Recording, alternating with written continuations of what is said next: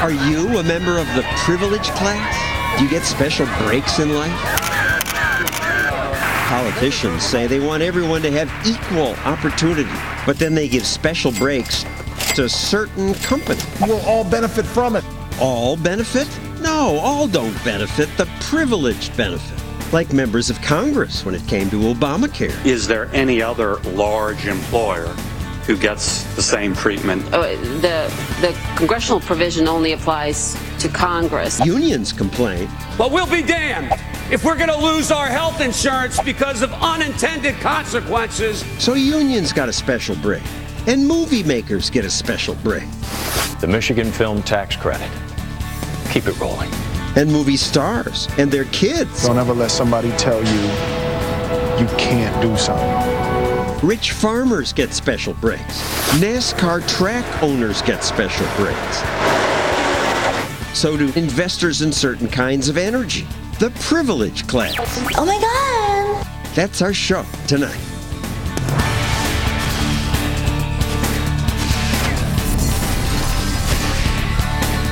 And now, John Stossel. There's a reason that today, for the first time, most of America's richest counties surround Washington, D.C. Washington is where you go if you want special privileges. That's where they dole them out. And as government grows, they have more to dole out. And yet Washington is also where they say, we're all equal. We're all in this together. But when government is very big, that's a lie. George Orwell understood this when he wrote the novel Animal Farm. All animals are equal. Orwell was writing about communism, but the principles apply to America today. Government central planning hurts everyone a little, but rewards people with connections. Outwardly, Animal Farm appeared prosperous, but the animals themselves were no better off, with the exception of the pigs. The pigs in Animal Farm were the political leaders, and over time, they prospered at the other animals' expense. Their slogan, at least, was more honest than what our politicians say. Some animals are more equal than others. Today, the animals that are more equal are Washington politicians and their cronies, or people who aren't cronies but are rich enough to lobby the cronies who get close to the politicians. That's how, in the so-called fiscal cliff budget deal, Hollywood film producers got a special break. NASCAR got $70 million to build new racetracks. Algae growers got $60 million. Multinational corporations with offshore subsidiaries got a $9 billion tax break. It was disguised in convoluted language. The active financing exception to Subpart F. That's how Washington works. Now, Ellis Hennigan is a proud progressive who says it's right that our political leaders make some choices about who needs help. Maddie Duppler is with Americans for Tax Reform, which says we should shrink government so it can't make some animals more equal than others. So, Ellis, you really want them picking winners with all this $3 trillion that we've given? Well, let me see if I can unpack this a second, John. If we're going to have government, if we're going to have laws, it is absolutely the case that some people will get some benefits in that. That said, the impact that government has is tiny, is trivial compared to the impact that the market has, that heredity has, that a number of other factors. If you want to be rich in this society, the best way is to be born that way. And if you're not born that way, marry a rich person. And if you don't marry a rich person, go into the market and sell some goods and services that people want. That'll get you rich a whole lot quicker than sucking up the government will.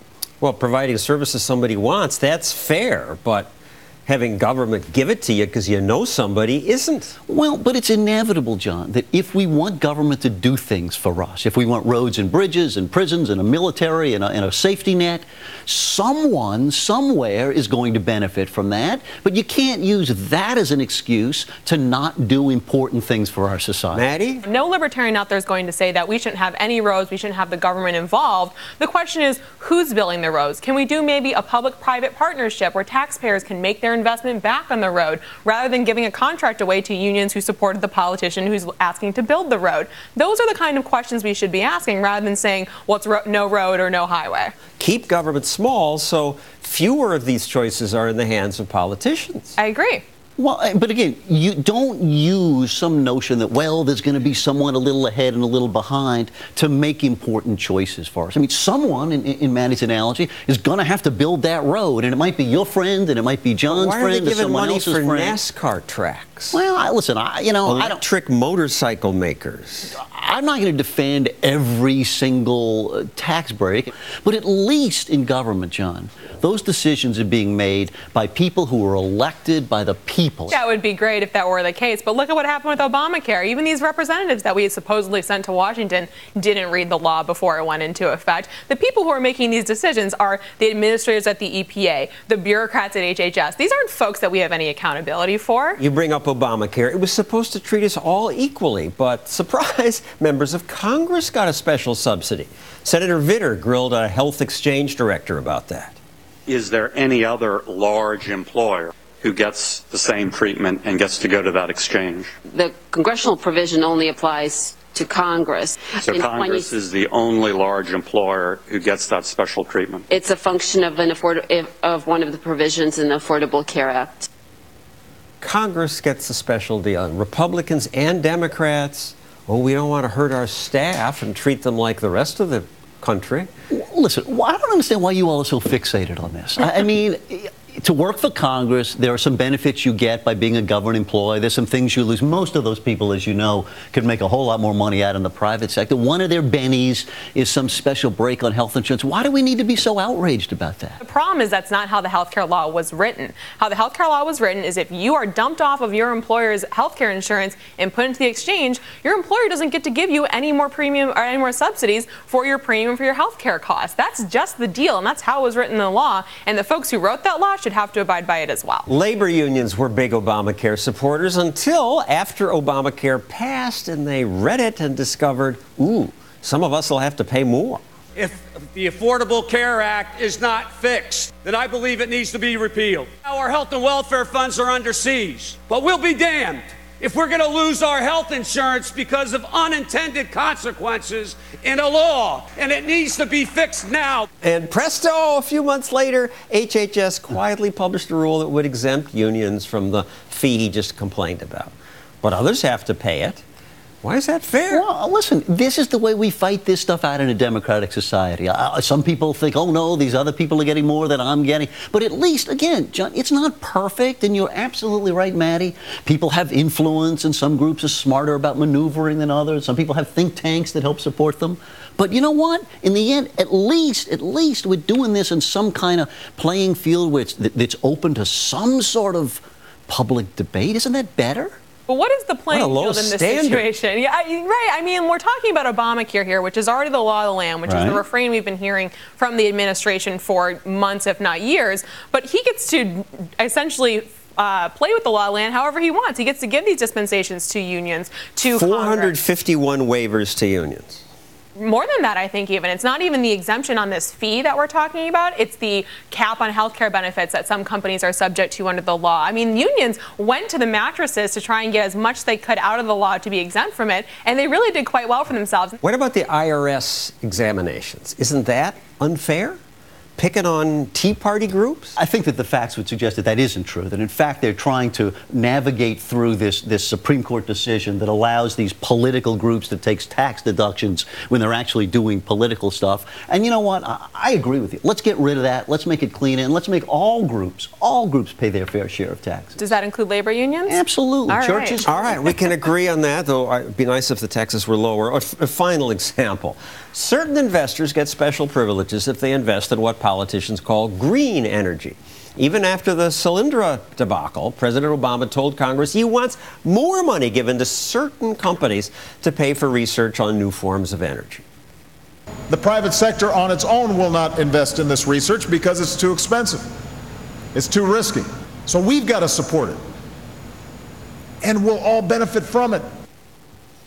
But we don't so much all benefit from it. Certain people benefit. Al Gore invests. He benefits. John, dream with me on this. Wouldn't it be great? Wouldn't it be great if we had this renewable energy that didn't pollute anything? What have we gotten from these investments in alternative energy? The president, he said exactly what I think about these investments the government is making is that they're too risky for the private market. And that's because the private market is not going to bear industries that aren't solvent, that aren't productive, that aren't actually going to produce anything for consumers or for businesses. And there's a reason for that, and there's a good reason for that. It's because resources should be dedicated to industries and to enterprises that are going to help America, not hinder it. Every time industry solves one of these problems, government doesn't have to do it. But these are the ones that the market has demonstrably failed us. So yeah, let's get together and invest. So the market failed, the industry hasn't invented the perfect energy form, but the taxpayer should fund bureaucrats to do it? You know what? It's better than giving it to those oil companies you were talking about earlier. At least you're with me on that, well, right? That's quite a bit different. They give us oil. I agree. We should have no subsidies, but the oil companies deliver. But there's something extraordinarily different from handing Solyndra a $500 million check and allowing the oil industry to deduct the exact same thing that other manufacturers are allowed to deduct in the United States. Go ahead. I'll tell you the difference. Okay. These are little growing companies. The oil industries are the most profitable corporate entities that man has ever known. They don't need it. These little growing guys do. And they're going to help us. But look how sleazy the Solyndra $500 million loss was. A Tulsa billionaire, George Kaiser, was a key Obama backer. He raised about 100,000, made several visits to the White House. And this is the guy who's behind Solyndra. Listen, I'm not defending Solyndra. There's sleaze bags in every industry, and they may be one of them. But let's don't give up this idea of doing things as a society that'll make the world a better place. Don't throw Even though, that out. Look at this list of companies that taxpayers paid for that have gone bankrupt. Abound Solar, A123 Systems, Enerdell, a subsidiary, Enter1, Range Fuels, Beacon Power, and so on, one after the other that went broke. And you look at all these too, they have ties all back to a Democrat administration. Like this is not all, but not many. all, but most of them do. They're and it's visiting very the White House. Actually, it's interesting. In the most open, honest administration in history that we were promised. John, it sounds terrible when you read this funereal list of these companies that stumbled. In fact, I think if you look at it in a broader context, the failure rate of companies like this far less than in the private marketplace, right? Well, not every investment succeeds, whether it be a government investment or a private investment, but that doesn't mean we stop investing in our future. But why should we have the government ensuring that some of them succeed, putting their thumb on the scale and saying, well, these little guys over here that you talked of earlier are somehow better than the other startups that are trying to gain traction in Silicon Valley that only have the private market to supply them with capital? In the end, we make judgments about it. You can't just throw up your hands and say, I'm not going to do anything. I want roads, a military, prisons, and maybe even some welfare, too.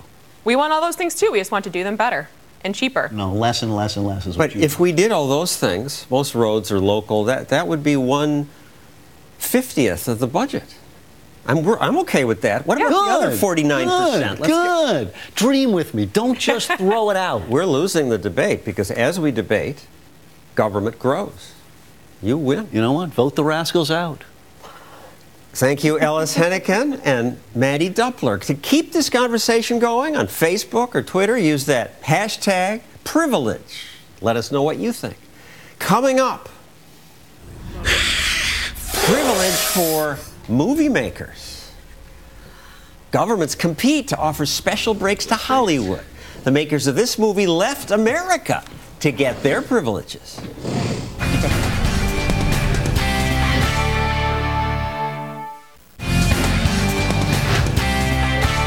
LA Mayor Eric Garcetti has declared a state of emergency as films leave for states with better financial incentives. A state of emergency? Because filmmakers left? Emergencies used to be things like big natural disasters. Now it's a state of emergency when businesses flee an expensive state? I don't blame the movie makers. California has great weather, but it also has expensive union work rules and high taxes. So where should the movie producer go? Well, the producer's privileged because movies are a sexy business, and 42 states offer movie producers incentives if they'll film in that state. I think Gavin Polone would like that. He's a Hollywood producer who's produced TV shows like Curb Your Enthusiasm, The Gilmore Girls, also movies like Panic Room and more recently Zombieland. So, Gavin, you're one of the privileged ones. I think you'd like these rules. Well, you think wrong. I think these rules are bad economics and they're unfair to taxpayers, and I think they should be abolished. Why? Well, first of all, they don't make any economic sense. The incentives that they provide return less on a per dollar basis than what they're putting out. So the state of Rhode Island did a study and they got back 28 cents for every dollar they spent. Connecticut did a study that showed that they got back 8 cents for every dollar that they spent. But they keep spending. A few states have pulled back. The biggest credit used to be the state of Michigan, 42%, but now they've cut that back to 27%. The current leaders are Ohio, Louisiana, Georgia, North Carolina. You've taken your crews to some of these places. Absolutely. I have a responsibility to produce the best movie I can and to get movies going. And often that means I have to go and take advantage of tax incentives. But I know it's wrong. It needs to end. Look at this commercial that ran in Michigan after people criticized Michigan's film tax credit. There are those who say the Michigan film tax credit only benefits Hollywood. I have a few friends here who beg to differ. What it's really about is jobs. Over 6,000 in the past 2 years alone. It's about people who dream of living and working in their home state, who we can't afford to lose. The Michigan film tax credit. Keep it rolling. It's about people who dream of working in their home state. Gavin, you want them to lose their jobs? Well, you know, I don't think the government should be funding specific industries. Basically, there are these incentives in 42 states, which just really turns into 42 different cylinders all over the country. You're unusual in Hollywood to hold these positions. Do you have any friends? Oh yeah, I feel like people do let you, voice your opinion, and nobody's going to really hold it against me. I seem to continue to work. And we've been talking about states competing against states. It's countries too. The producer of Avatar, John Landau, says there's no place in the world that we would make these sequels more cost effectively than New Zealand, and they're making all 4 movies. They've done one halfway around the world. Yeah, I know John, and he's a great producer, and if I were in his situation, I would do the same thing, but ultimately it's unfair trade practices, and what we should do is abolish all of these trade practices here in the United States, not subsidize other industries that we currently subsidize, and then penalize countries like New Zealand who are competing with us unfairly. And let's get the rest of the world to do it all on a level playing field. And if we did it all on a level playing field, the crews and workers and people here in Southern California would always win out, because we have the best in the world. And the only way that somebody can compete with us, obviously, and the only way that the crews and the infrastructure in the United States can be competed with is by a government writing a check to somebody in order to equalize it. And that's wrong. That's bad trade. That's not capitalism. And New Zealand taxpayers are being punished for this because they have to pay for these subsidies. Thank you, Gavin. Exactly, and it all comes from somewhere. Thank you, Gavin Polone. You're an honorable man to criticize policies that bring you money. Coming up, more privilege celebrated in Hollywood in the most crass way. Oh my God, it's Stossel. Yeah. But next, if you're not privileged, you could lose your home. That's next.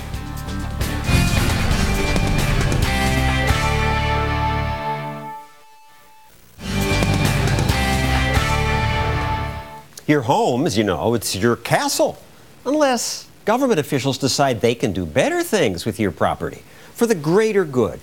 A law called eminent domain allows governments to grab private property to build things like highways and parks. However, lately more politicians are using eminent domain to grab people's land to help privileged developers, usually ones who give to their political campaigns. Ryan Briggs from the Philadelphia City Paper reports on this privilege run amok in Philadelphia. So Ryan, what happened there? A gentleman named Rick Young, who heads a nonprofit called the Mantua Community Improvement Association, and he essentially lobbied a local councilwoman for funding and eminent domain privileges to build a supermarket in an impoverished neighborhood in West Philadelphia. He was also a political donor to that same councilwoman, and simultaneously acted as a developer in that project and also owned land in that area. The councilwoman is Janie Blackwell. Neither Rick Young nor Janie Blackwell would talk to us about any of this. Okay. They say they're just bringing in a supermarket to the area. It's a good thing. You know, in this case, it was just handled poorly across the board. You know, there were obvious ethical conflicts that the city knew about throughout this process. Thank you, Ryan, for bringing this to our attention. No problem. Thank you, John. Politically connected developers win, but what about the people who own property where the development is supposed to go? Artist James Dupre owns a studio that the government plans to tear down. $600,000. Oh, yeah. Well, unfortunately, the building was up for sale for $2.2 million. So the sweat equity into the property. It's artist studios. I built 10 rooms there, 3 spaces that are fully livable. I had a visiting artist studio. And this is serious art. Your stuff is in museums. Well, I have 5 pieces in the Philadelphia Art Museum, and I'm probably in about 20, 25 museums around the country, around the world. So the government says, well, we need a supermarket more. Fine. But I need my studio. You could have my property, but my property was up for sale. They could have made me a decent offer for the space. Why would the developer make you an offer for $2 million if he can get his cronies to get it for $600,000?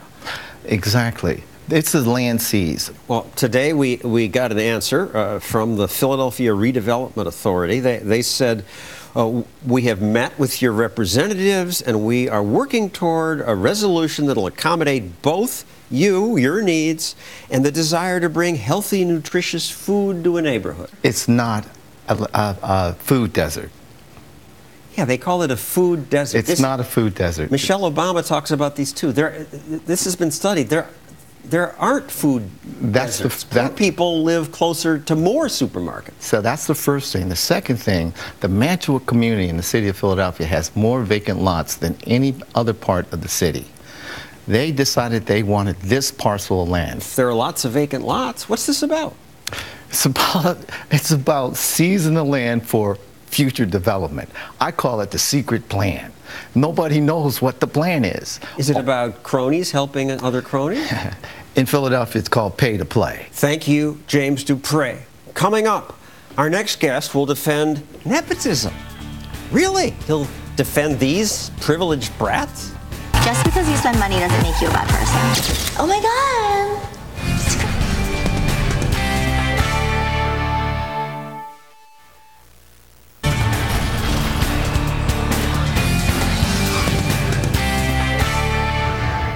Do I look this bitchy in real life? I like to be within the 5-mile radius of bar. That's a clip from a new TV show, Rich Kids of Beverly Hills.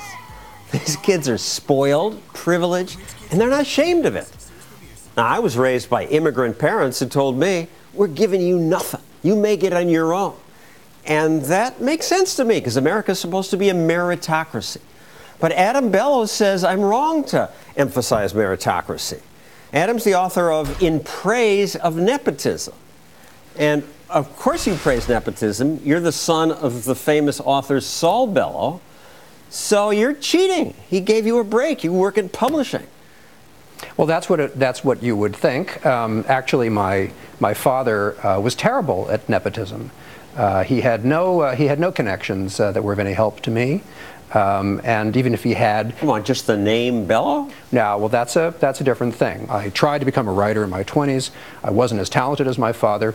Big surprise. So I went into a related line of work, and the people that hired me felt that not just my name, but my background, my upbringing, the kind of education that I had, the values that I inherit from my father would make me a good fit in the publishing business, and that turned out to be the case. Whether we consider it to be fair or not that somebody enjoys advantages because of their birth, we actually are quite prepared to take these cases on an individual basis. So if you're Edsel Ford, and you're not very good at designing cars, and someone gives you the keys to the factory, and you produce a car that nobody wants, you go down in history as an example of bad nepotism. But you then agree, at least, that this stupid TV show, the Rich Kids of Beverly Hills, that there's something gross, at least, about that. They're celebrating their wealth and being playboys. Sure, I agree. It's what we call rags to rags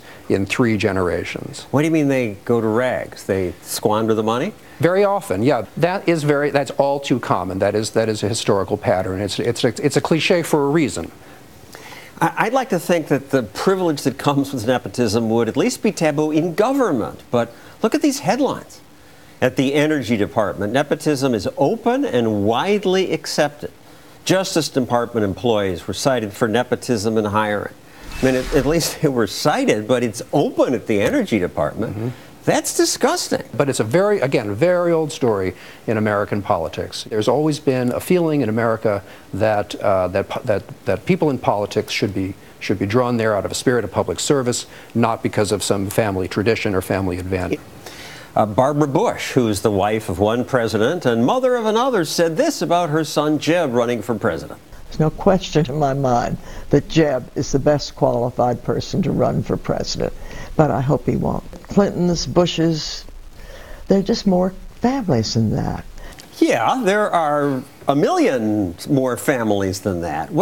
It is remarkable that we often elect the children of famous politicians. The Roosevelts, Tafts, Harrison. JFK became president, then appointed his brother attorney general. His other brother became senator. Vice President Al Gore's father was a senator too.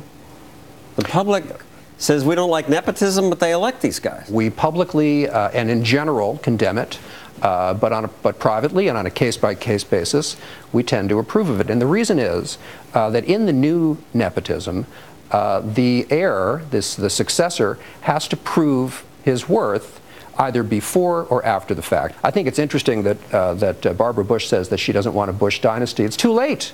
They already have one. Sure. On to Hollywood, where the kids of famous people somehow get good roles themselves.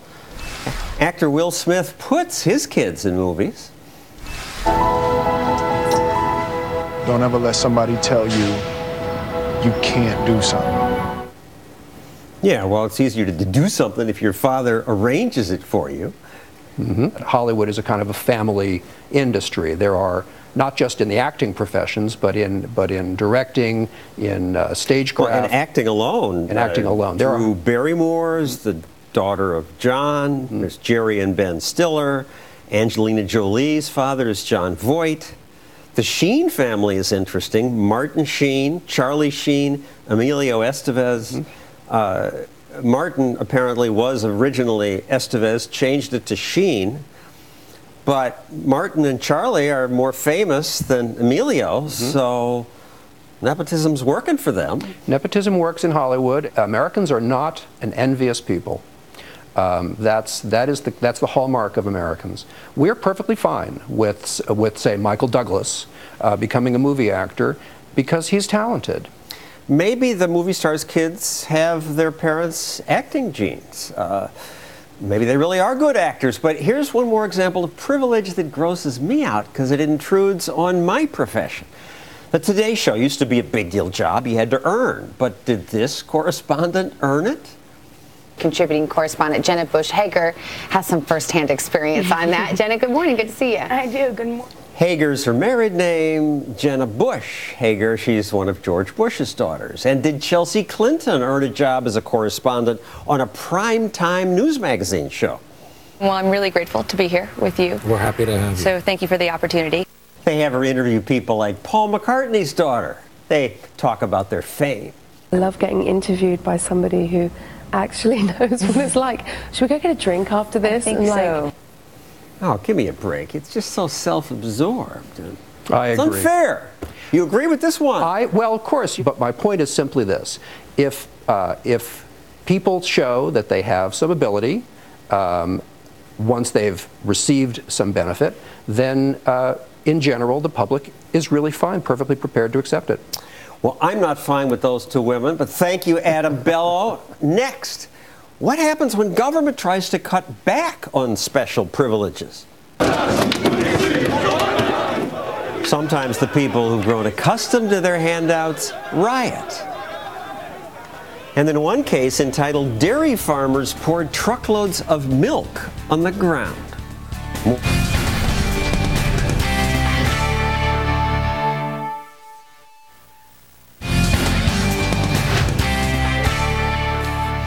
Yes, the U.S. government is much too big, and it's wrong that it gives so much money to the privileged class.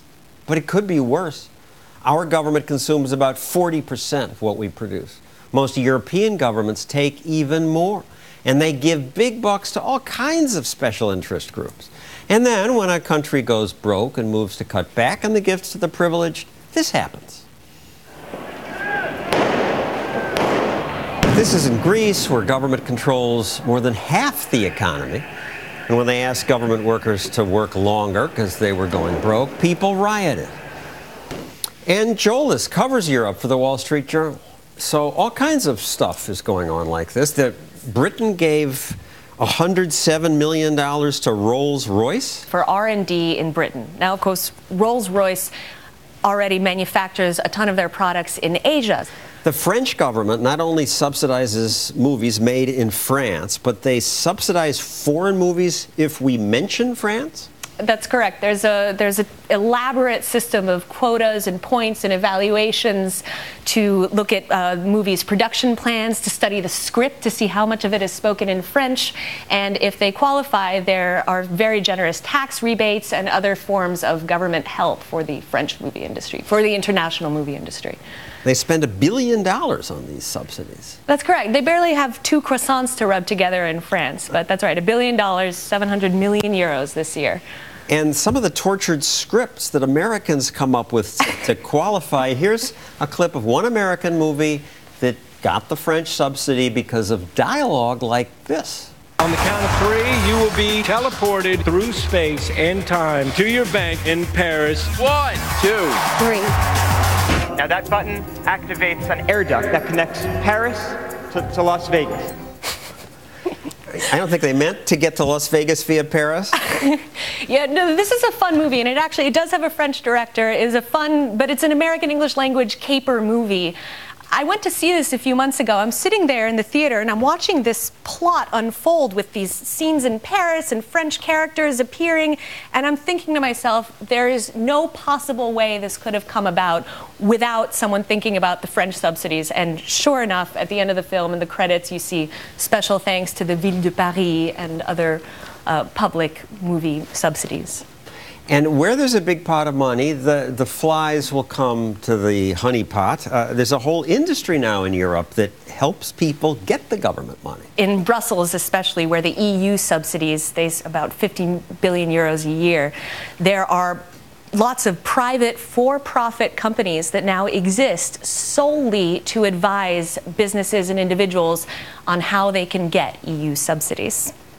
And some of the subsidies, a Hungarian firm got $560,000 to develop hydrotherapy for dogs. That's correct, hydrotherapy for dogs. The WWF, the World Wildlife Fund, also got 16,000 euros for effectively a nature appreciation program for Italian farmers. Tyrolean farmers got money to reconsider their relationship with the landscape become more aware of their emotional reactions to it. Yes, the WWF got this money basically to help Tyrolean farmers commune with nature. This was deemed a worthwhile use of European taxpayer money. Tyrolean farmers, by the way, are Italy, Austria. Once these subsidies exist, it's hard to get rid of them. We showed you the riots in Greece, although Greece has now finally made some cuts. In France, farmers are one privileged class. Politicians keep milk prices high by limiting milk production. When they decided to allow more milk production, farmers poured their milk on the ground in protest. Once you get your goodies, you get angry if someone wants to take it away. Exactly. This is what happens when farmers get upset, and it's actually a pretty regular occurrence in Europe. And some of the other tax subsidies. Germany gives tax privilege status to companies involved in development of culture, animal protection, sports, dog sports? Dog sports, aero modeling and dog sports. So if you're a cat lover, you're out of luck. And people are okay with this? Not necessarily. Europe's creditors aren't necessarily okay with it, as we've seen in the last few years. But to be perfectly honest, if you're someone, it's actually hard to not find a way to get a subsidy in Europe. I guess people seem okay with it because a lot of times if you try hard enough, there's money in it for you. This is a bad system. Thank you, Anjolas. Coming up, a novel way to cure the culture of special privilege in Washington. Let's move the capital to Nebraska.